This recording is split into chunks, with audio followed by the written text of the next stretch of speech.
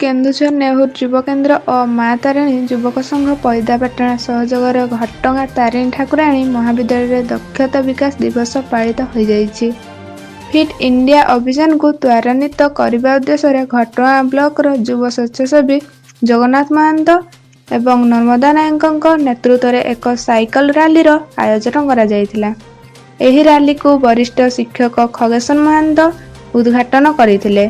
ପଇଦାପାଟଣା ମା ତାରିଣୀ ଯୁବକ କ୍ଲବ ଠାରୁ ଏହି ରାଲି ବାହାରି ହଳଧରପୁର, ବାଣକାଣ୍ଡ, ଖୁଣ୍ଟା, ଗଳାବନ୍ଧ ପ୍ରମୁଖ ଗ୍ରାମ ଦେଇ ଘଟଗାଁ ବଜାର ପରିକ୍ରମା କରିବା ପରେ ଘଟଗାଁ କଲେଜଠାରେ ରାଲି ସରିଥିଲା।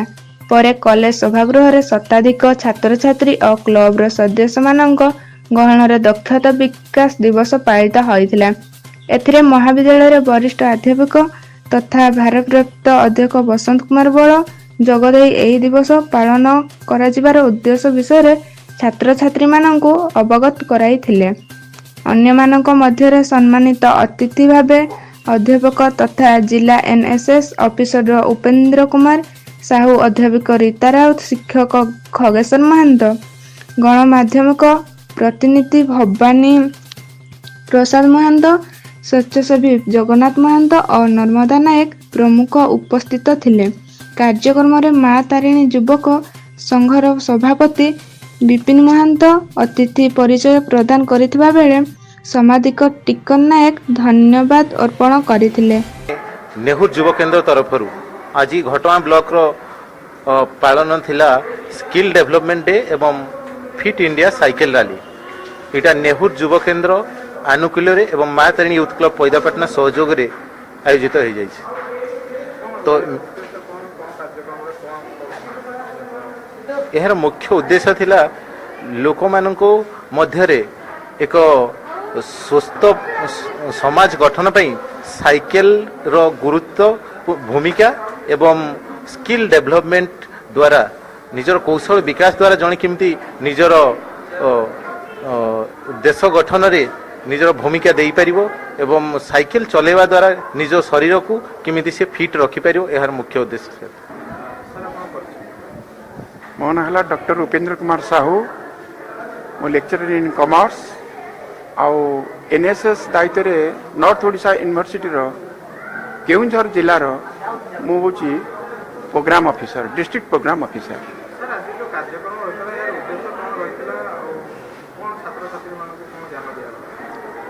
ଏ ଥିଲା ପିଲାମାନଙ୍କ ଭିତରେ ଯେଉଁ ସ୍କିଲ୍ ଅଛି, ଯୁବପିଢ଼ି କି ଆହ୍ୱାନ ଦିଆଯାଉଥିଲା, ଯୁବପିଢ଼ି ଆମେ ଉତ୍ସାହିତ କରୁଥିଲୁ କିଭଳି ଭାବରେ ଯୁବପିଢ଼ି ତାଙ୍କର ସ୍କିଲ୍ ତାଙ୍କର ଡେଭଲପମେଣ୍ଟ ହେଉ ଏବଂ ସେଗୁଡ଼ିକ କିଭଳି ଭାବରେ ସମାଜରେ ଉପଯୋଗୀ ହୋଇପାରିବ ଏବଂ ସମାଜ ଗଠନ କରିବା ପାଇଁ ଯୁବପିଢ଼ି କିଭଳି ଭାବରେ ନିଜକୁ ସଜାଗ ରହିବେ ଏବଂ କର୍ମକୌଶଳରେ ଆଗ୍ରହ ପ୍ରକାଶ କରିବେ, ସେଇ ଥିଲା ଆଜିର ଆହ୍ୱାନ।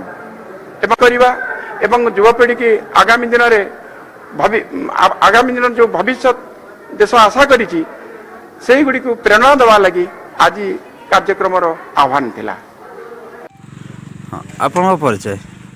ମୁଁ ଖଗେଶ୍ୱର ମହାନ୍ତ, ସହକାରୀ ଶିକ୍ଷକ ଏବଂ ମା ତାରିଣୀ ୟୁଥ୍ କ୍ଲବର ଉପଦେଷ୍ଟା ମଧ୍ୟ।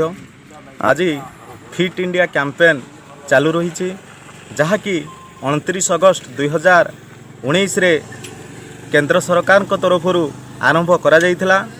କେମିତି ଆମେ ସୁସ୍ଥ ରହି ଆମ ସମାଜକୁ ସୁସ୍ଥ ରଖିପାରିବା, କ୍ରୀଡ଼ା ଏବଂ ଶାରୀରିକ ବ୍ୟାୟାମ ସହାୟତାରେ ନିଜେ ସୁସ୍ଥ ରହିବା ସହିତ ନିଜ ପରିବାରକୁ ସୁସ୍ଥ ରଖିବା, ଏ ଉଦ୍ଦେଶ୍ୟରେ ଏ ମହତ୍ ଉଦ୍ଦେଶ୍ୟ ନେଇ ଆରମ୍ଭ କରାଯାଇଥିବା ଏହି ଫିଟ୍ ଇଣ୍ଡିଆ କ୍ୟାମ୍ପେନ୍ ନେହୁର ଯୁବକେନ୍ଦ୍ର ସହାୟତାରେ ଚାଲୁ ରହିଛି ଏବଂ ଆଜି 18 ଜାନୁଆରୀରେ ଏହି ନେହୁର ଯୁବକେନ୍ଦ୍ର ଦ୍ୱାରା ପରିଚାଳିତ ଫିଟ୍ ଇଣ୍ଡିଆ କ୍ୟାମ୍ପେନ୍ ମା ତାରିଣୀ ୟୁଥ୍ କ୍ଲବ ପଇଦାପାଟଣା ଦ୍ୱାରା ଆରମ୍ଭ କରାଯାଇଛି।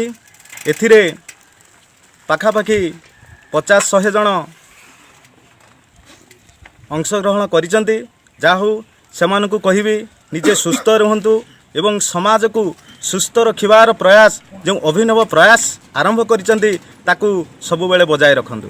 କେନ୍ଦୁଝର ଜିଲ୍ଲା ପ୍ରତିନିଧି ବିପିନ ବିହାରୀ ମହାନ୍ତଙ୍କ ରିପୋର୍ଟ, ଓଡ଼ିଶା ଭିଜନ ଟିଭି। ଧନ୍ୟବାଦ।